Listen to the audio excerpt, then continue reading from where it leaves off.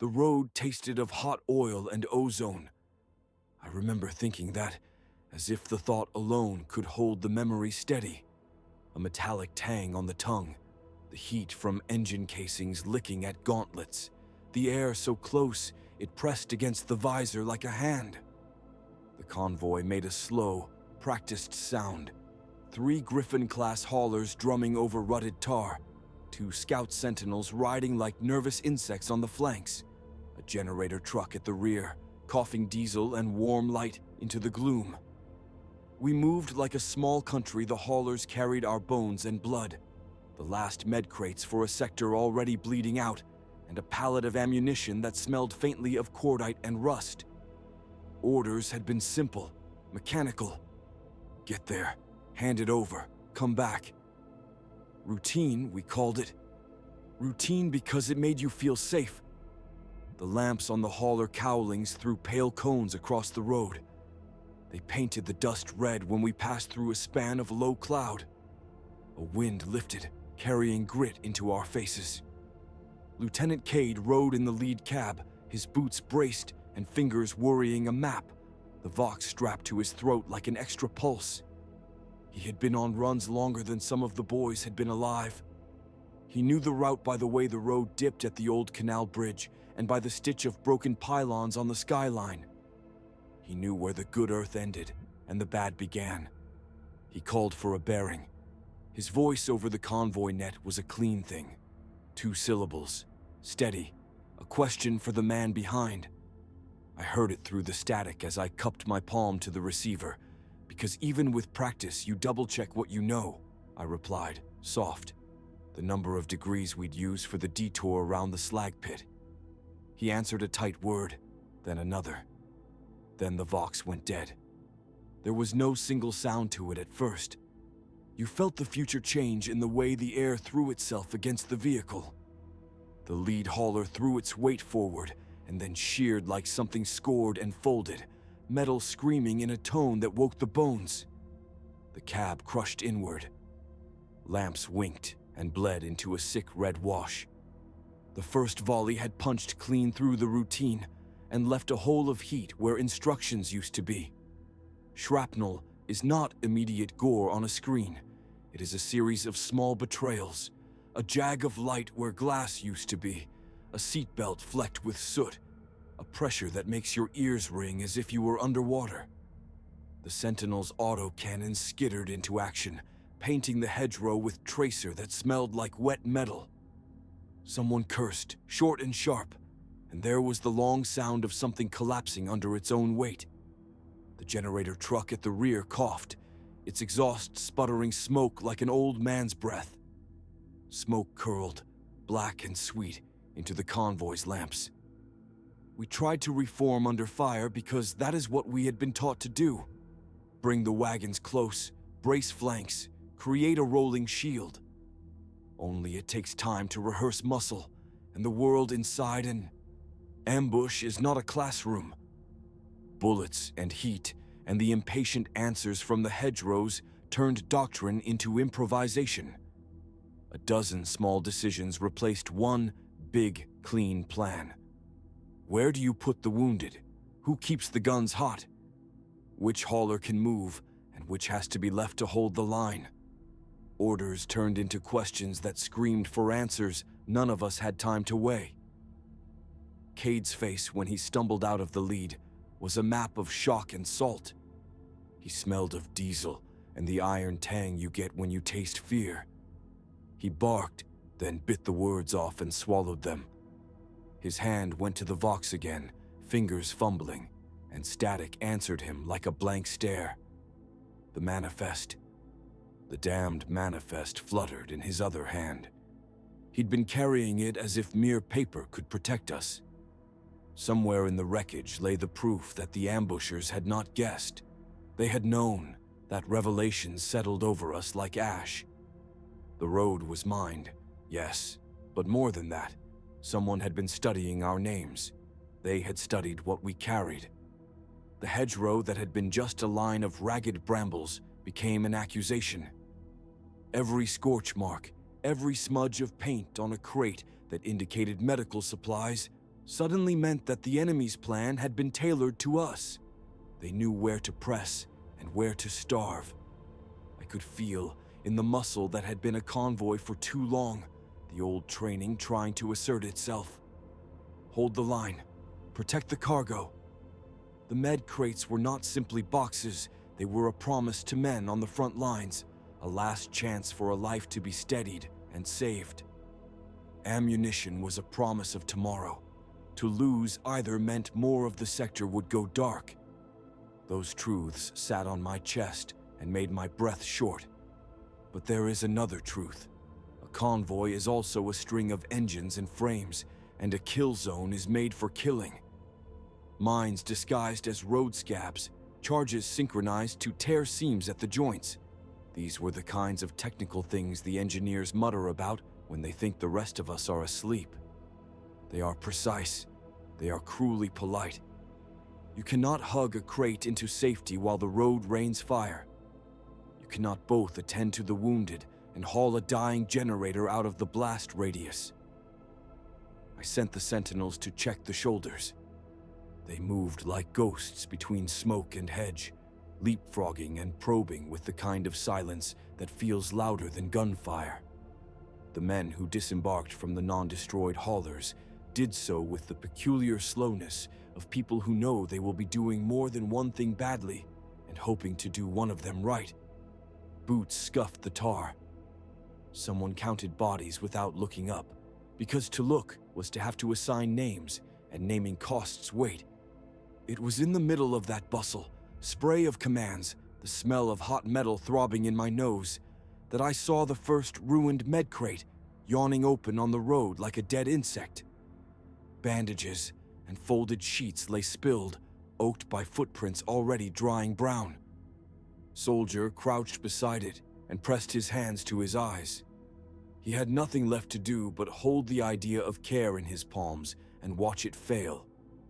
The sight of that quiet grief made the doctrine inside me fracture. Orders had been written by minds untouched by this kind of small, intimate loss. Cade gathered us. His voice was not the tight instrument it had been before it carried the coarse weight of someone asking permission from the universe. Manifest got out, he said. They knew the load. Mines at the center and the far shoulder. Cleared to the left looks safe for about 50 meters. Then it's a lottery.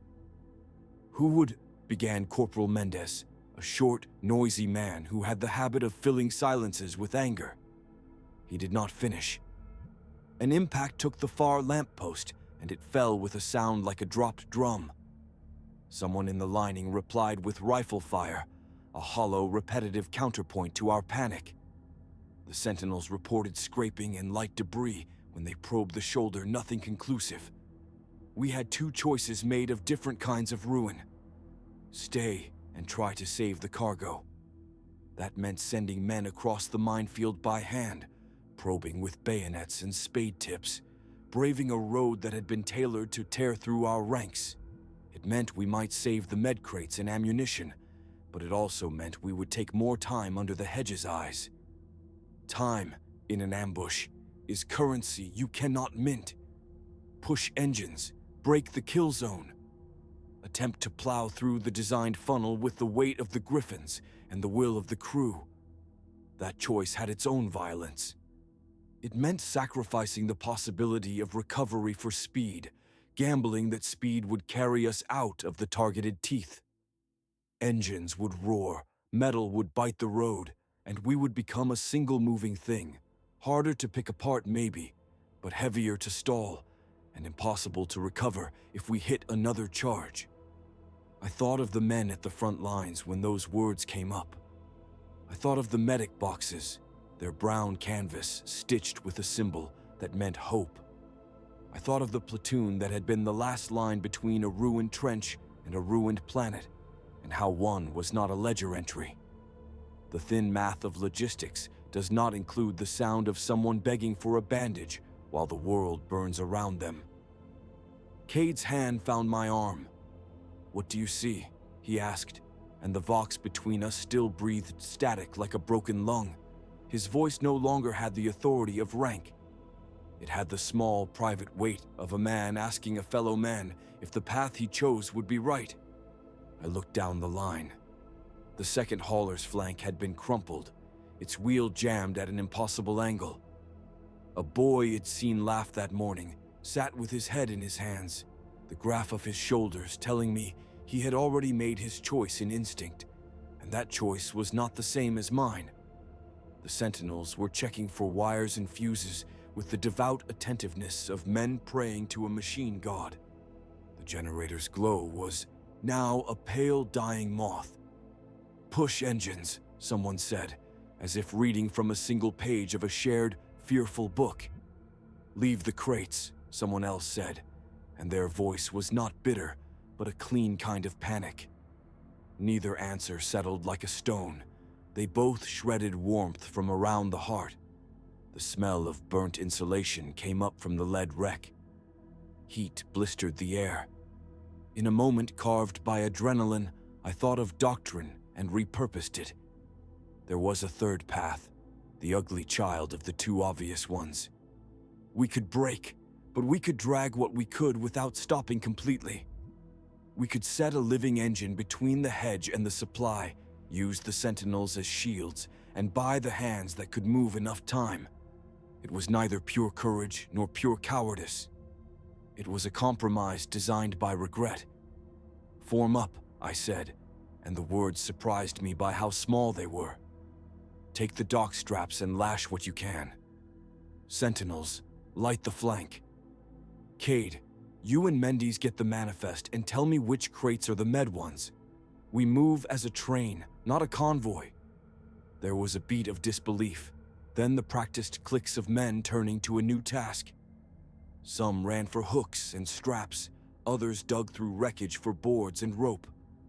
The sentinels angled out, their guns scything at the hedgerow as if to say, "Not today." Cade pushed himself toward the double pair of crates that still had intact straps, his hands moving with the kind of impatient tenderness you only use when saving small, precious things.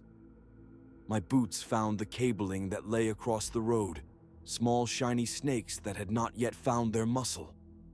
I crouched and pressed my fingers to the cords, feeling for the one that would mean the difference between momentum and ruin.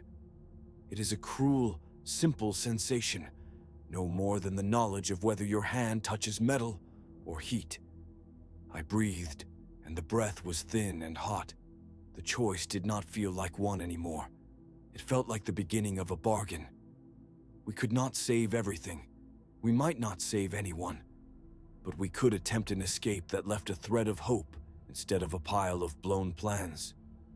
The haulers were engines with names and ages and memory. The sentinels were small god machines that responded to orders with absolute obedience. The road hummed beneath us like an animal that had been startled awake. I gave the hand signal to the driver in the rear hauler. It was the one that meant go, and it was the one that meant now. The engines answered like beasts, men strapped crates with trembling hands. Cade shouted a list, and I repeated it into a world gone raw. What to take, who to leave, how to move. We were about to test whether motion could be a cure. The road ahead waited, lined with its thin, patient killers. My palm rested on the throttle. The right choice was not clear. The wrong one would be forever loud. I pulled my visor down and felt the heat press my face like a promise. "Engage," I said, and we began to move, dragging hope and wood and men toward the hedge, toward the unknown teeth that had been waiting for us. When the third sortie came back, the crate had a neat crescent of splintered pine where something had tried to tear it open and failed. We smelled cordite under the ash before anyone said anything. The radio man spat once and muttered, "Satchel, like that would make it better." He had seen enough to know the sound of metal clipped to the inside of a field, waiting. We tested the ambush the way you test a sleeping thing you mean to cage, with soft tugs, not hands. Small teams crawled out under the low line of fire, 2 men pushing, one covering with suppressive bursts. Each sortie was a conversation with chance. We moved a crate 2 meters, stopped, listened, then moved it 2 more. Every time the metal sang back at us with a new note, a pressure plate under a tuft of grass, a length of wire half buried like a promise. I went out on the 4th run. The ground was scabbed with spent casings, and the air tasted of iron and oil. The evening lay thick and low, like a breath held too long. We hugged the ditch to avoid being framed against the road. The engineer, lean and forever smelling of grease, pointed with a blackened finger at a little mound, a child's grave of chalk and mud. Someone had placed a satchel there and painted it dull so the earth could lie around it. He bent without asking and cut a single wire. His face didn't change. He said only, "Been placed for weeks." Back at the wagons, the manifest lay open like an accusation. Someone had ripped the top corner where the official seal should have been. The quartermaster kept tapping the list as if that would knit it whole.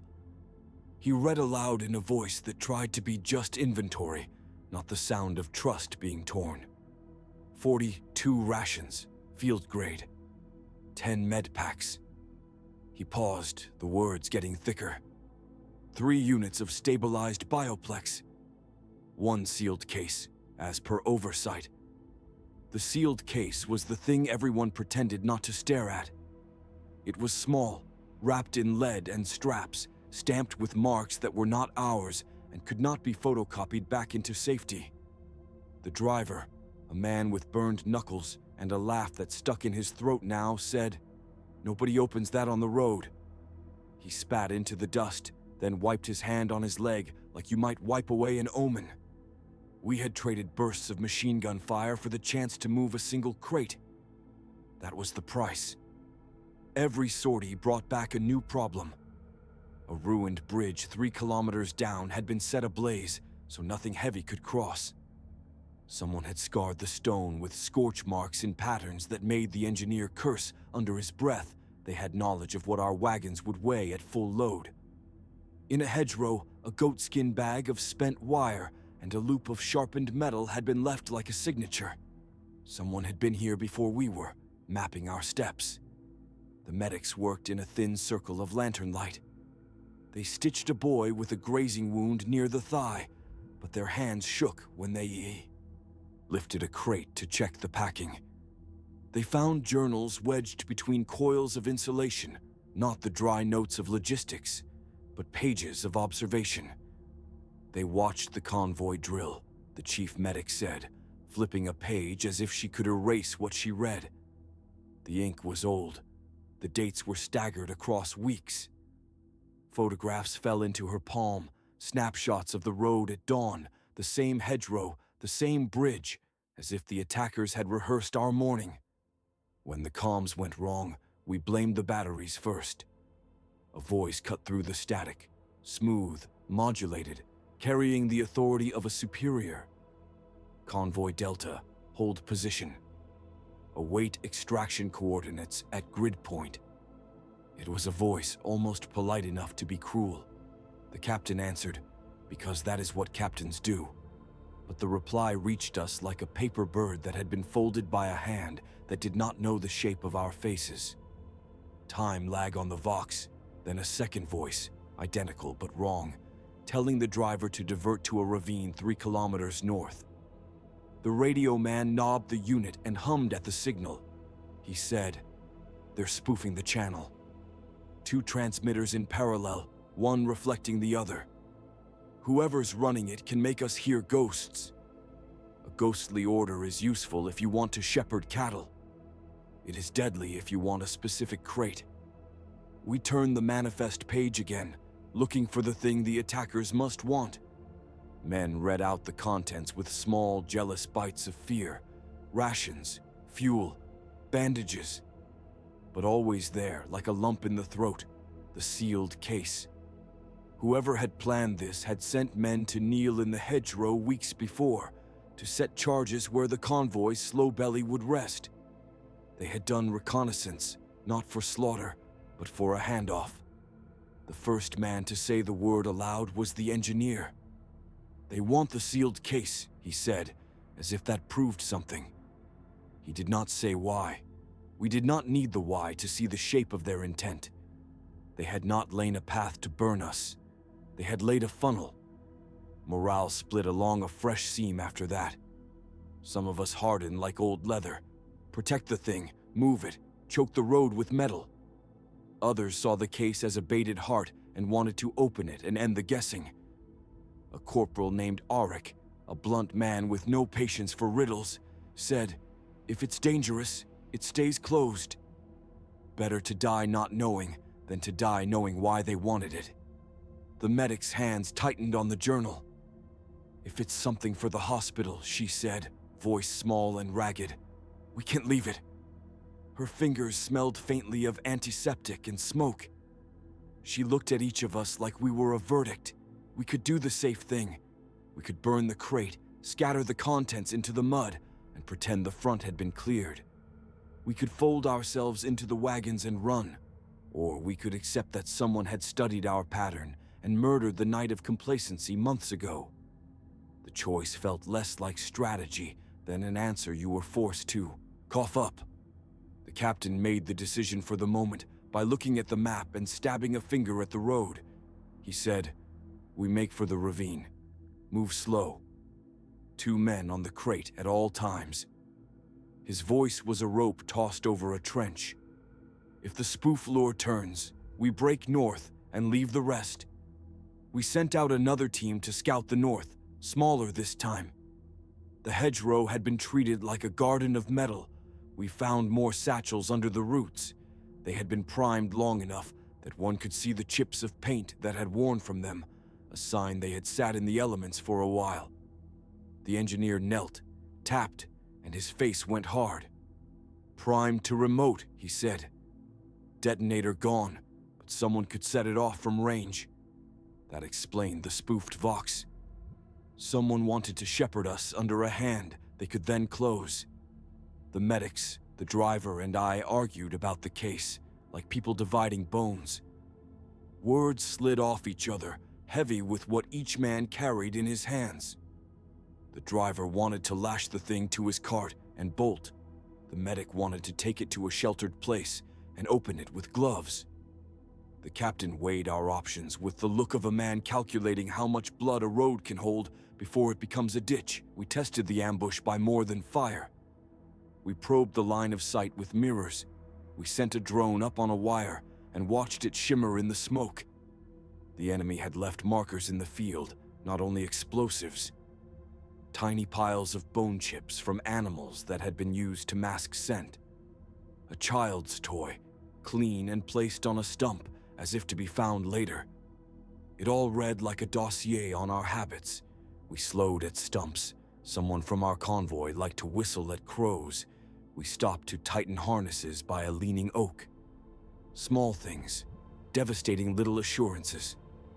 When we finally looked at the sealed case properly, we had to shave away the assumption like rust. We did not pry it open in front of everyone. Those who stayed close formed a ring. Those who left walked away like mourners, choosing not to see open wounds. The lead straps were cold and the sealing wax brittle with age. The medic suggested a heat red, then shook her head. "They're expecting us to tamper," she said. "If we hear variants, they want us to know we have the thing." Someone pulled a key from a bootlace and whispered. Oversight issued a clearance. It was an old key, pitted at the teeth. The captain took it, looked at the wax, and then pocketed the key like a secret. He said nothing. Authority is a kind of silence. We moved the crate under a tarp between 2 wagons and sent a runner to get a spare lock that would take more effort than a thief on the road could muster. The runner came back with another piece of paper folded inside his jaw like a cigarette. He had found the same markings on the hedgerow stakes. They knew our weight distribution, he said. They put the charges where the heavier wagons would rest. By then, the sky had gone a bruised, unreadable purple. The road ahead was a black seam, and the ravine the captain had pointed to looked like a throat. We were about to commit ourselves to a line someone else had carved into our itinerary. There was a smell of fat from the burning bridge, and it tugged at something inside the driver who had spent a childhood on bridges. We made the choice that night in a small council, lit by a single lamp. The plan had to do 3 things: protect the case, test the spoofing, and keep the convoy alive. The captain's voice was low. "We split into 3, he said. 1 to the ravine with the case, 1 to double back and attempt to jam their transmitters, 1 to hold at the hedgerow and bait." There were murmurs, objections swallowed. The medic lifted her hand. "If they're watching our manifest," she said, "they will expect their prize to be moved. We can use that. Send the case on a slow, obvious cart and route a decoy south with 2 wagons full of useless weight." A young corporal, his face still rounded like a child's, said, "And the jam? How do you jam a ghost?" The radio man smiled without humor. "You don't jam a ghost," he said. "You make sure the ghost can't speak for itself.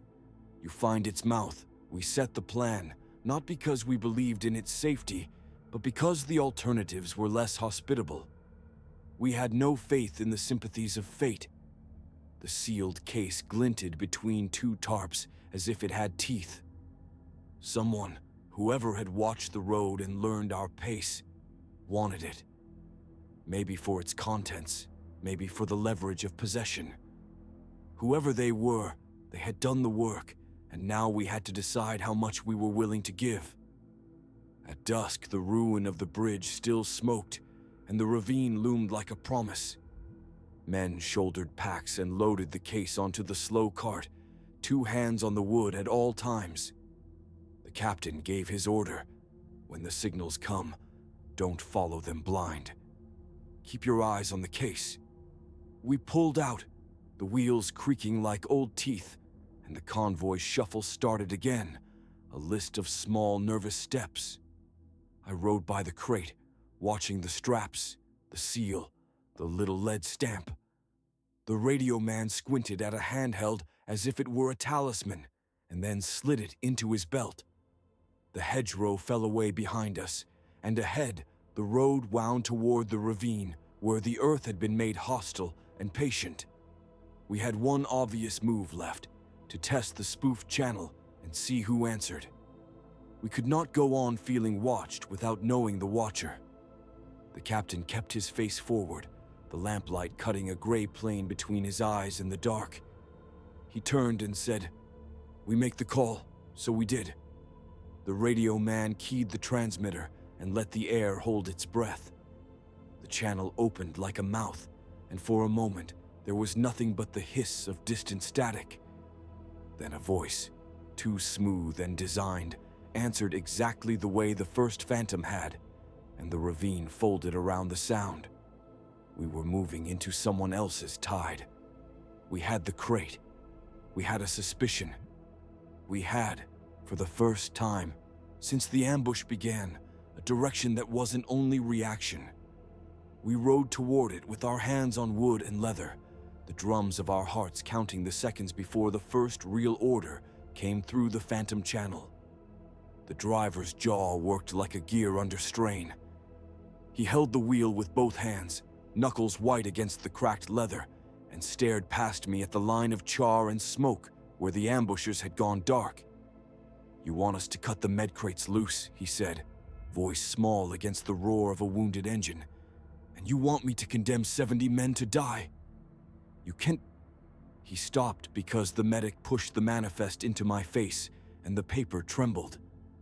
Paper in that theater was a rare honesty. The manifest smelled of oil and antiseptic. The medic's fingers left smudges of grease and old blood on the margin. He tapped the crate list. 3 pallets labeled Med Crate, stamped in red with the sigil of the 7th Siege Brigade, and 1 vault crate sealed with a wide black band, the word Restricted pressed into the metal.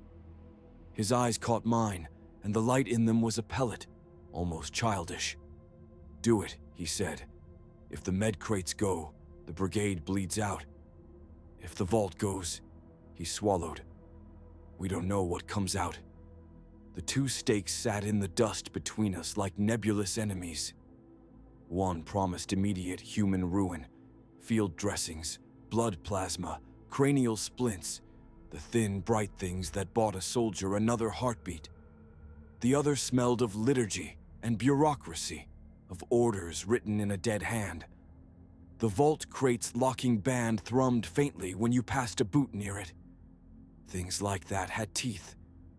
I had seen sealed containers that held cursed machines, or binding glyphs. I had seen them open slowly and rearrange a camp's luck until no man at arms could tell dawn from dusk. The driver's refusal was not the simple stubbornness of fear. He had a nephew in the 7th Siege. He pointed to the crate as if we were arguing about a will. "They're my kin," he said. His voice broke on kinship the way old iron breaks on a hammer. Not the paperwork. I should have given the order and meant it then. Doctrine is a hard-edged thing in our line. Jettison the cargo to save the convoy. The rule didn't care which faces you saved. It cared that the convoy continued to run. But doctrine is paper until you fold it around a living soldier. Until that moment, it was principle. With the medic's manifest between us, it was a living ledger. I tried to convince him first. I used economy and logic, the thin tools of command. "We can set the vault down beyond the ridge," I said. "We can push the med crates, strap them to the forward hauler, and hope the escort can pull them out later." I pointed at the scorched line of scrub where the attackers had carved a strip of red into the ground. "We go now. We make for the riverbed. We'll move fast." He dug the heel of a hand into the wheel. "People die waiting," he told me. "Those crates have names on them. I can't watch that and do nothing." His eyes flashed hard with an ugly, bright thing. Loyalty, or superstition, or something older. It was a defiance I respected, even as it gnawed at my profession. The decision no longer sat between theory and practice. It pulsed in the air like the hum of the sealed crate. I tasted iron at the back of my tongue. The medic's hand hovered over the manifest, his knuckles whitening as if he could crush the paper into a decision. Around us, men breathed smoke. A child soldier in the support cart chewed a rag and looked down the road. Machines coughed. The world held a simple balance. Lose supplies, save lives, save supplies, risk many. I reached for the radio and found the button sticky with dust. Messages crackled on the static. No clear support, no lift. The escort scout had been hit the moment we crested the berm. A burst of shrapnel had shredded the rear sentinel's turret like dry cloth. We had already lost our medium-range eyes. Without them, the road ahead was a blindfold. The driver's refusal had narrowed our options further, made the abstract cruelty of doctrine personal. "Unload them," I said at last. My voice was thin, brittle with the decision. "We'll push the vault crate in a sealed sled. We'll make a decoy of 2 empty haulers and burn the rest if we have to. But the med crates go. We cannot risk all of us for one sealed box." He laughed then, a sound like gravel. "You don't give orders you can't follow." His hands went cold and desperate. He shook his head. "Not my men." The soldier next to him, a long, taciturn boy who'd seen too much metal, unstrapped a harness and said nothing. He moved like someone delivering mercy. He went to the manifest and checked the tags, his fingers sure despite the smoke. For a second I saw what saving men looked like, hands steadying a crate, straps cinched with practiced knots, whispered names told into gear teeth like a prayer. Then the flank hit us. It was not a roar so much as a recalibration of perception. The air at the convoy's right flank turned black and hot. Something struck the rear sentinel with surgical cruelty, and the turret bucked like a reared animal. The sound of the impact was too clean, like a blade through candle wax. Metal screamed. Someone screamed later. but not right away. Sparks ran under the chassis like fireflies. The escort's engineer, I will not name the dead. The rules make us polite about such things. The truth was sharp and immediate. The escort's engineer caught most of the blast while trying to raise the guard. I watched a wrist move in a way that meant it was over. We carried the echo of it in our throats. The gun went still, and with its silence, the road opened like a mouth waiting to swallow. Where the rear sentinel had been, the road now offered a gap of exposed flanks and a shallow, choked runnel that led down toward the dry riverbed.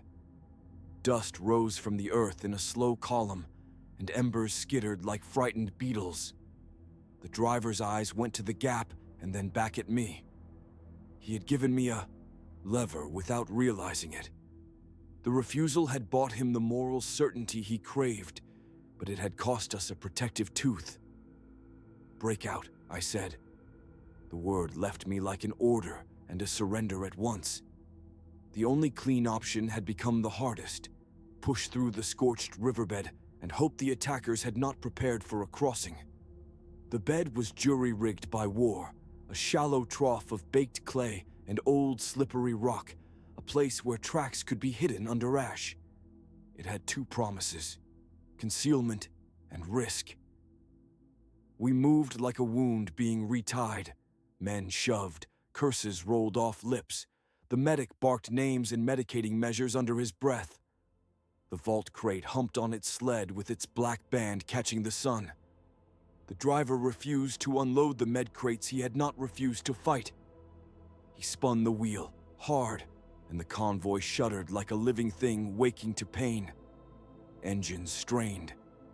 Sand knocked against armor and made small percussion notes. I climbed onto the forward hauler without grace. Heat struck the back of my neck. The med crate sat snug, straps braided like prayer ropes. The sealed crate sat near the center, and I could see why it frightened the medic. Its finish was too cold for this sun, like an object kept in moonlight. The air around it was a shade quieter than the rest. That quiet had an odor, a tang like old lead and old promises. The scouts in the lead were already moving, slipping through the scrub toward the riverbed, their silhouettes low and fast. I called out coordinates, penknife gestures with the radio, outlined lines of movement with a breath. "We go in column," I told the driver. "Tight, no stops. We lay a false trail if we can. The vault stays on the sled. If it has teeth, we keep them in." He nodded. There was resignation now, not a moral amplifier. He accepted the immediate gamble. The road ahead unfurled like an accusation. The flank that had cut us once would cut again if we let it. The men knew this in the way their shoulders tensed, in the way someone swept the deck with a hurried prayer. Bullets chittered from the scrub like rain on tin. Not a barrage yet, but enough to map our skin with the sensation of holes. Machine sound returned to the air, thin and reedy, as if someone had taken a voice and sharpened it to a point. We could see flashes where the attackers had taken positions behind a hump of dead earth. I could sense, more than see, the geometry of the ambush. A line on the right for suppression, a pair of marks on the left for interception. They had designed a trap that burned slowly, like a fuse. We drove into it anyway. The haulers bucked through the first wash of fire. Sand rained from the belly plates. The driver kept his jaw set. Each crate jostled, straps groaned and tightened. The med crates shifted with the heartbeats of men pinned inside. The vault crate took the shock and gave nothing. I could feel the contrast under my boots, living weight and sealed certainty. At the riverbed lip, the convoy slowed, but did not stop. The lead scout called out a hand signal for the descent. The bed lay open below us, like a throat of dust and stone. I could smell old river rot, the ghost of water that had left the world a long time ago. It felt safer than the road because it was a place you could hide in, not a place you could be flanked. It also demanded everything: Traction, coordination, a willingness to grit and shove. I looked at the medic. He had his manifest folded into his palm like a rosary. For a moment, his bravado fell away, and he became a man carrying a ledger of faces. "If we lose them," he murmured, "I will remember." His voice was not a threat. It was an admission of how painfully small one man could feel against the calculus of war. The driver's hand, still on the wheel, tightened. He inhaled like a man bracing to plunge into cold water. "When we get across," he said, "well-set traps. We will not give them a chance." The promise was thin, but it was a promise. I let the convoy go. The decision had been made by too many small failures and one large moral gamble. I had given the order that would cost or save lives, and the universe would be the judge. You never know the tally at the moment of motion. You only know that you moved. We slid into the riverbed. Dust rose and the world shrank to the immediate.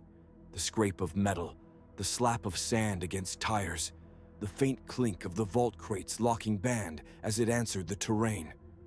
Behind us, the road glowed with the after-image of the hit. The ambushers had not yet fully closed. Their fire thinned and thickened like a heartbeat out of rhythm. It was enough to tell us they were still present and clever. I crouched in the forward hatch and watched the scrub pass close enough to read the names of knotted roots. The med crates were behind us, and with them the weight of the 7th Siege Brigade's lives. The vault crate stayed on its sled, cold and silent. We had chosen to carry both burdens into a place that might hide us or swallow us. The truck's suspension moaned. The driver's focus made a clean channel through the chaos. Men tightened straps, checked covers, breathed. We were moving again. The tack forward folded space into a narrow intention. Get through, set an ambush of our own if we could, leave the road a scar that would dissuade the enemy. The breakout was a sentence with commas and no clause to soften the end. Our engines thudded. The riverbed swallowed our sound and kept some of it.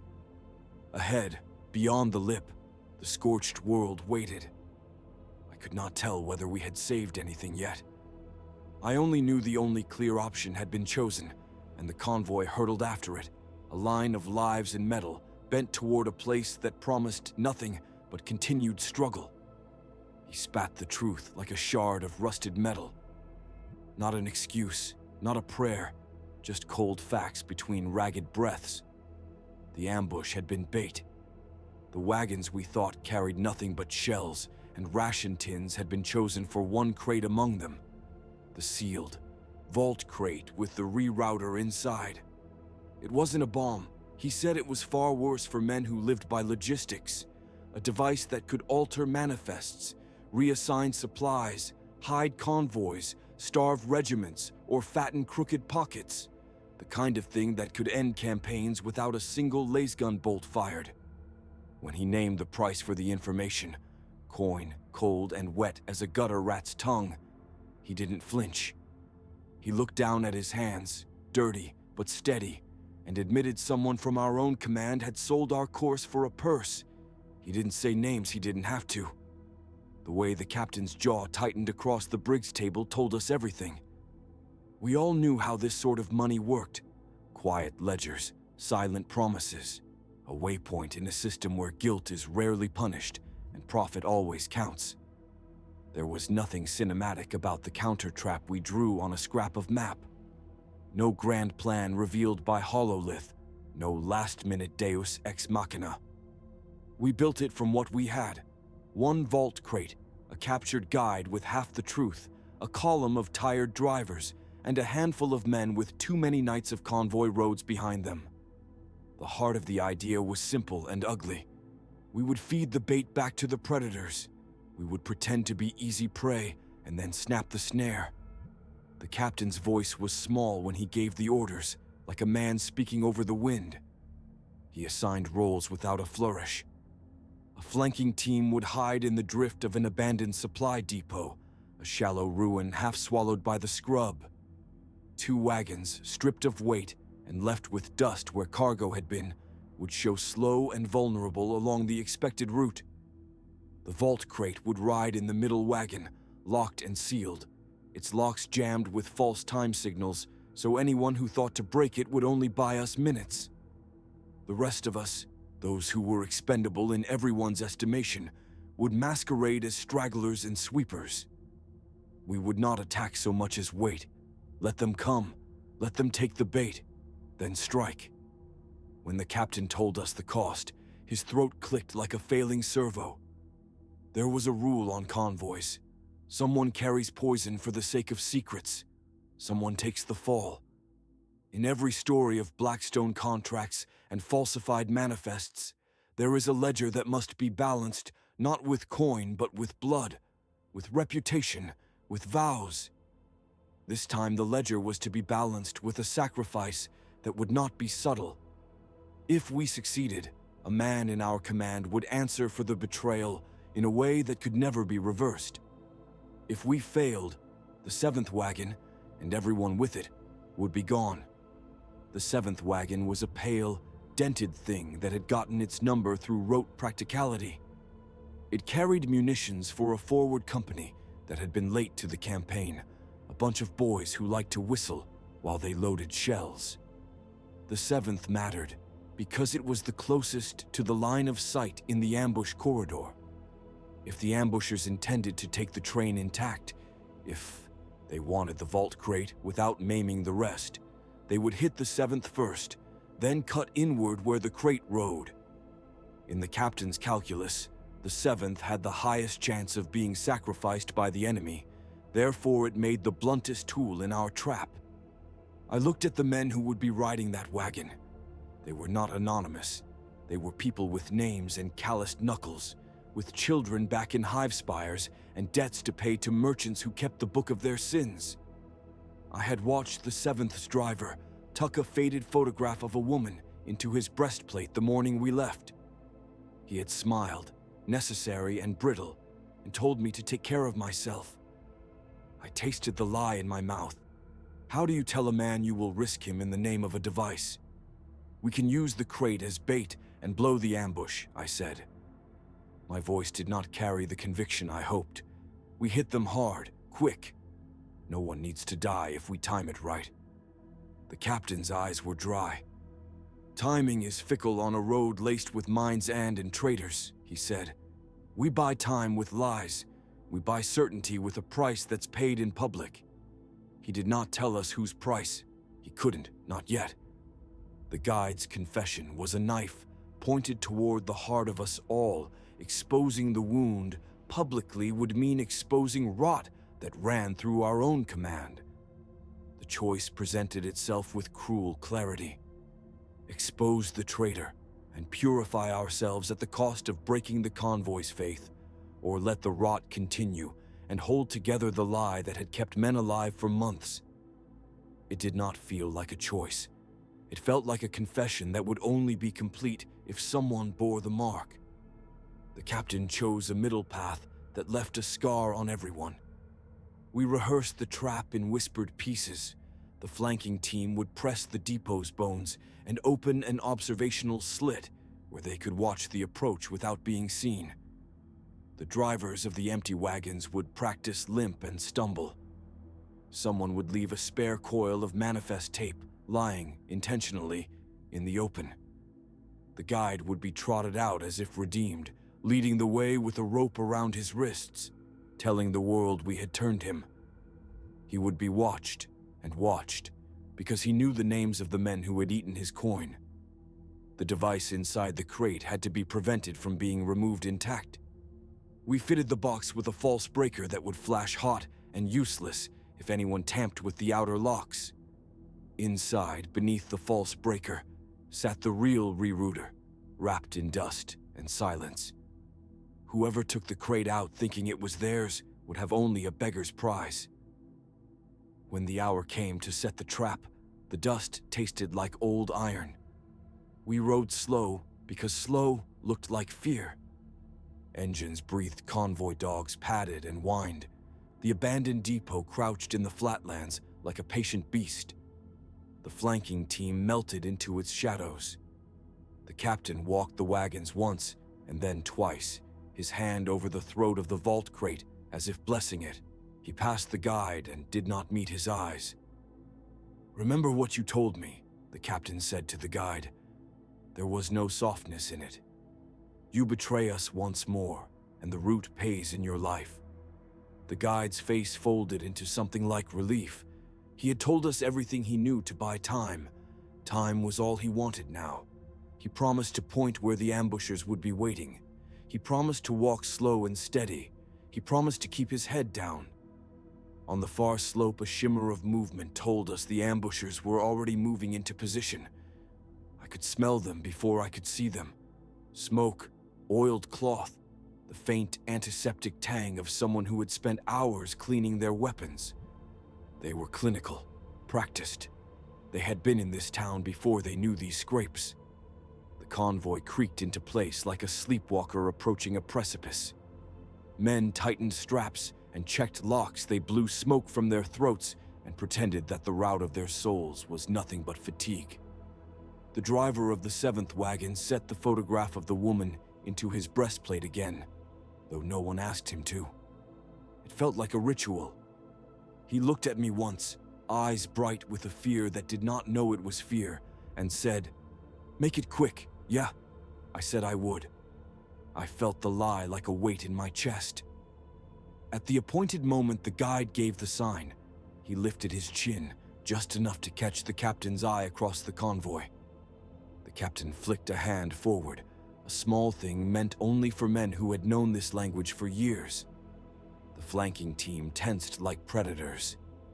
The drivers of the empty wagons let their wheels turn slower, coaxing the line to appear vulnerable. Then the ambushers showed themselves, not with a shout, but with a careful, confident approach. They came dragging the same gait of men who had come for crates before, who liked the quick money of a well-run heist. They took the bait. The second they did, the flanking team moved. It was not a glorious charge. It was a mechanical unfolding of plans practiced in the shadows. A drop sheet here, a flash there, a flurry of movement meant to box them in. The guide moved like a man watching his life unspool in a thud of footsteps, pointing where asked, neither more nor less. When the first ambusher reached for the vault crate, a grating sound came from within the lock, a false breaker doing its job, and sparks licked the air. The man swore, because that is what men do when surprise is not the kind they expected. The flanking team closed. There was a brief exchange of fire, the kind you taste in your mouth as metal and skill, and then hands were on lungs again, men were bound, and the air smelled of ozone and fear. We had the crate, we had the device, we had the kind of victory that tastes like old iron, but the cost was not yet paid. When the captain called the convoy to order, his voice had gone hard as the road. He stood before his men and did something the captain of any respectable run should never have to do. He named the betrayal. He spoke a name without flourish. Not to shame, he said, but to cleanse. He accused one of his own lieutenants of selling our course. The man stepped forward with a face that was not surprise, but something colder, an acceptance, maybe, of the arithmetic of his life. There was shouting. There was an immediate flurry of denials and cries for proof. The captain produced the guide and the records the guide had named. The lieutenant's hands trembled. He said he had taken money to save his son's life, to keep a debt collector quiet, to pay a promise. There was a dozen reasons that all read as the same thing to men who move supplies. He had betrayed them. The captain did what commanders have done when systems swell with corruption. He stripped the lieutenant of command, and he pronounced a sentence that would ensure the convoy's cohesion and shatter it in equal measure. The man was to be paraded through every rest point, his debts catalogued, his betrayal recorded in the convoy log for all regimental eyes to see. He would be cast out, not to die immediately, but to be a living testament to the cost of trade with the enemy. In doing so, the captain made a choice that would keep the rest of us whole, but leave a scar that would throb for years.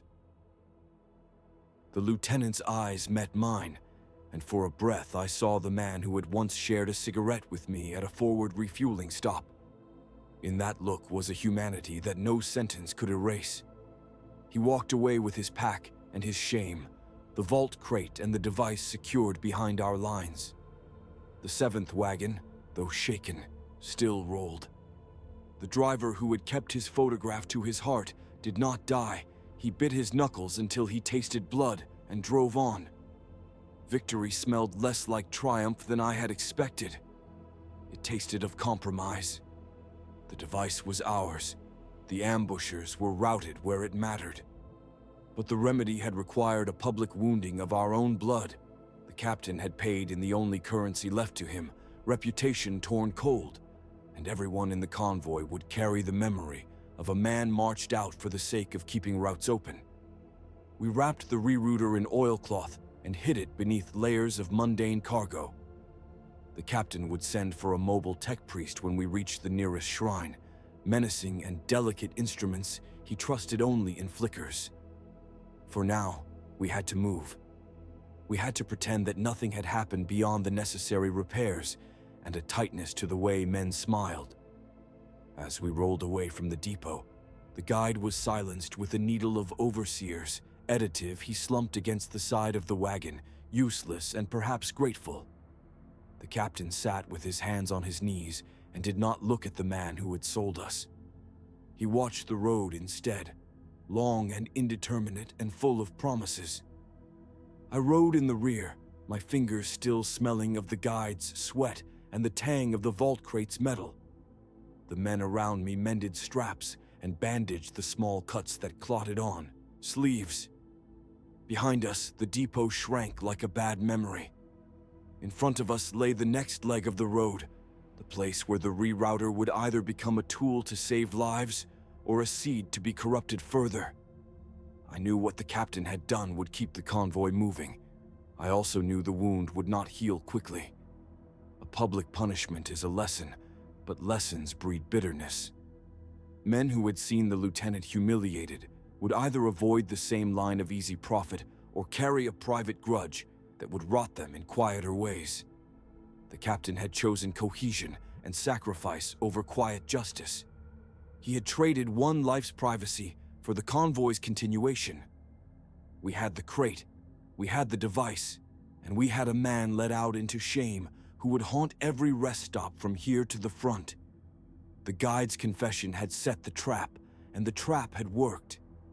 But the price paid in public would echo louder than the clang of recovered steel. Night folded as we moved. Somewhere ahead, the road crossed a river and then a range of badlands. The tech priest's small portable lamps would have to wait until dawn. For now, the device sat under tarpaulins, and men slept in fits, their dreams threaded with the day's decisions. I thought of the seventh driver and the photograph tucked to his chest. I thought of the lieutenant walking away, shoulders square with humiliation. I thought of the captain and how a man's face changes when he gives up another to save the many. The road asked nothing of us but motion. The captain asked us for obedience. The guide had asked for mercy he had not earned. I tightened my gloves and felt the calluses under my palm. We had recovered the crate, but the rerouter's existence meant the war could be rerun in ledger entries. Someone would come for it again. We had bought time, not peace. The captain's sentence would either mend us or fracture us forever. I checked the locking straps one last time and reached for the crate's tarp. My thumb brushed the rough weave, and I felt the shape of what it could do to an army's supply lines. In the dark, with men breathing around me, I made a decision that I did not speak aloud. We would guard what we had taken, and we would take the fight to the people who had tried to starve our brothers. I slung a rifle over my shoulder and stood. The convoy rolled, slow and certain. Ahead, the Badlands waited like a contest. Behind us, a man walked away with the knowledge that he had been sacrificed to save the rest.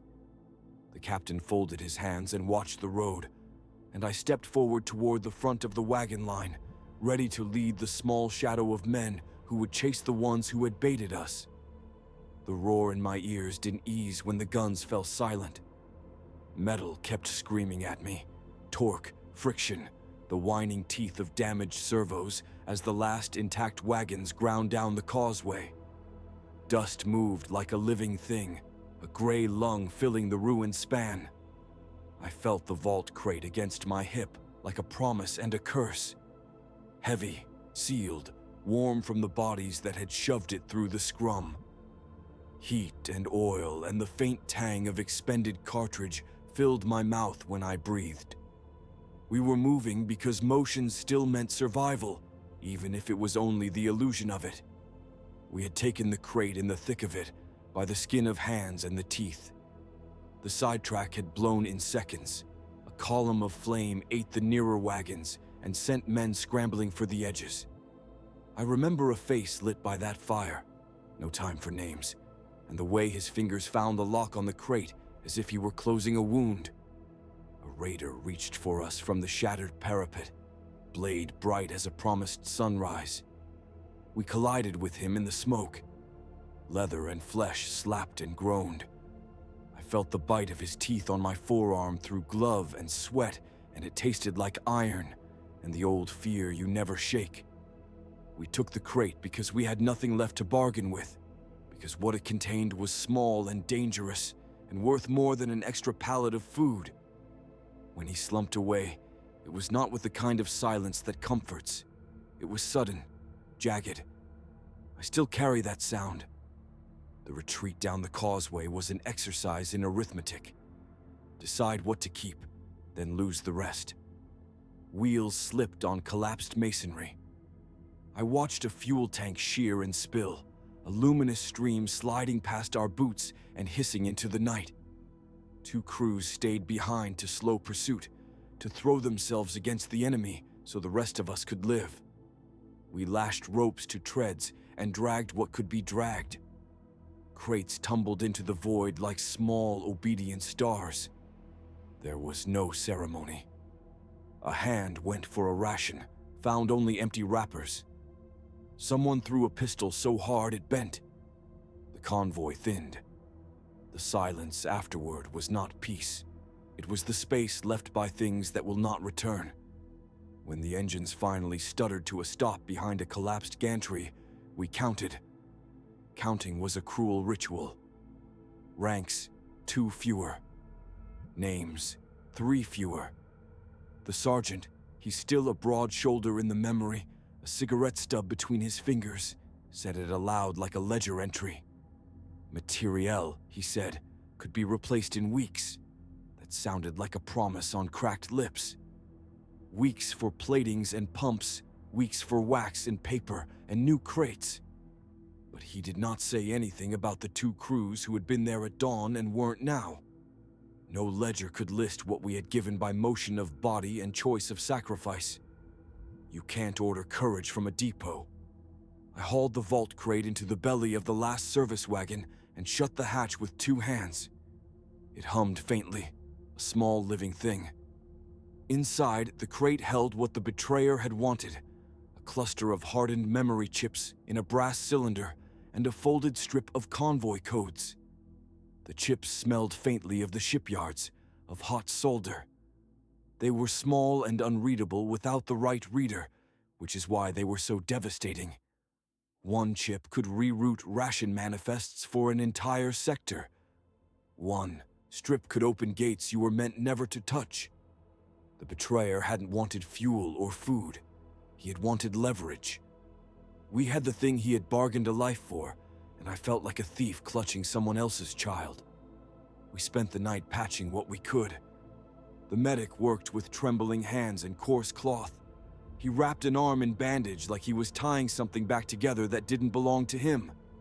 Conversations were clipped, each syllable a guarded weapon. Accusations lay heavy and unspoken between us. Trust is currency in this business. You spend it slowly, and once it's gone, you can't mint more of it. Men I had eaten with minutes before avoided my eyes. Others forced small jokes that didn't reach their mouths. I learned then that betrayals do not only create enemies, they hollow out friendship until it looks the same, but rings differently when you strike it. We tried to keep the crate from defining us. Orders were given with the stiffness of people learning to walk again. The sergeant, he barked short commands, resetting routines because structure is a balm, doubled the scouts, and stripped non-essential loads. We burned some manifest to prevent easy theft. We concealed the brass cylinder with layers of false labeling and a dead man's lock that required 2 signatures and a 3rd confirmation tone. We decided on extra checks. Manifest holders would be searched at each stop, drivers would sleep in shifts, and every gate would be inspected by at least 2 pairs of eyes. These were small surgeries to a convoy's body, meant to staunch a bleed that might never heal. That night, I sat by the crate and spoke to it as if speech could make up for what we had lost. I spoke in the dry voice of someone trying to settle a bill with a town gone bankrupt. I told it that finding the betrayer would not fix the holes in the men who had walked away before dawn. I told it that we could, however, make sure no other convoy paid in the same coin. The brass was indifferent. It didn't answer with malice or sorrow. It only hummed like a wound that had learned to purr. Dawn came like a cautious animal. Frost had painted itself thin across dead metal. We mounted wounded treads and emptied tanks, none of us expecting ease. As we rolled out, the landscape opened up into a ruin-strewn corridor. The causeway narrowed, and the sky had a hard, unused light. My hands ached with the memory of the struggle. The crate was strapped into the belly of the wagon like an unborn thing. I kept picturing faces, the driver who had chewed tobacco until his jaw ached, the loader who whistled when he worked, and how their absence had changed the rhythm of the convoy. That rhythm was important. It told a convoy where it was safe to sleep and when it needed to run. Questions followed us like a second shadow. Who signaled the ambush? Who had consented to this theft of blood? Suspicions are small knives. They cut friendships and let in cold. We interrogated nothing at first interrogation. Requires certainty, and we had none. Instead, we watched. The cook's knuckles whitened when he ladled soup. The new driver kept the lights down and spoke in a voice that did not carry. Men who had laughed together before the attack now flinched when someone reached across the same bench. It is astonishing how quickly a convoy teaches you to mistrust even the absence of sound. We drove because the world does not stop being hungry. Supplies would be expected at the way stations because dependencies don't care about heroics. The convoy could not afford to be moral only when it was convenient. That was the cruel calculus of the road. You preserve the line so the city on the other end can breathe, and you make choices that will sit on your chest like a warm stone for the rest of your life. We rerouted to a less-traveled supply pass, one that cost us time but gave us fewer horizons for ambush. Time was a thing we could pay. Lives were not. At a mid-stop, the brass cylinder was handed to the convoy quartermaster. He opened the case with a small ceremonial reverence and hooked the chips to a field reader. I watched as pale light scrolled over names and addresses and allocations. The betrayer had not been petty. He had been precise. The manifest showed carved channels of hunger, a slow throttling of entire precincts if the codes were activated. That clarity sharpened my anger into something I could use. It isn't satisfaction, it's a purpose like a blade. We could either carry on awkward and broken, or we could change how we carried on. I chose the latter because the other option was a confession of defeat.